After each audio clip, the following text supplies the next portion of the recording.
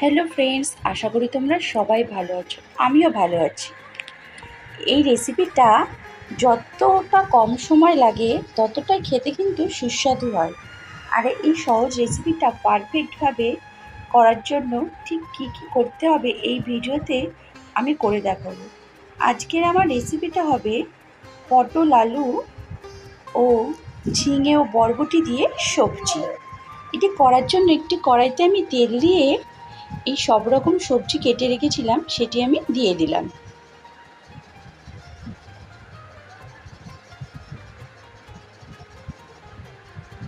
সবাই তো পটল আলু বা আলু পোস্ত, ঝিঙে পোস্ত খেয়েছেন। আজকে আমি এই পটল, আলু, ঝিঙে ও বরবটি একসাথে কেটে সবজি করছি। কড়াইতে দিয়ে একটু নুন ও হলুদ দিয়ে নেব।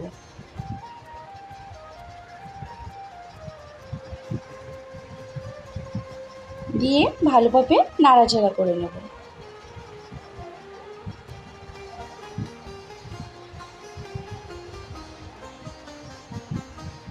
করে এটা আমি ঢেকে নেব। আর একটি বাটিতে আমি পোস্তটা বেটে নিয়েছি একটা লঙ্কা দিয়ে, আর একটুখানি এর মধ্যে হলুদও দিয়ে নিয়েছি পোস্ত বাটার ভেতরে।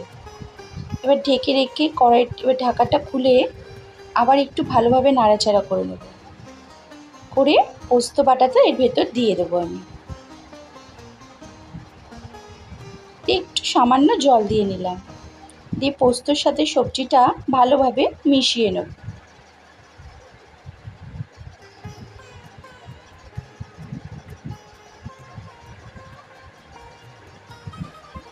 নিয়ে একটু চিনি দিয়ে দেবো।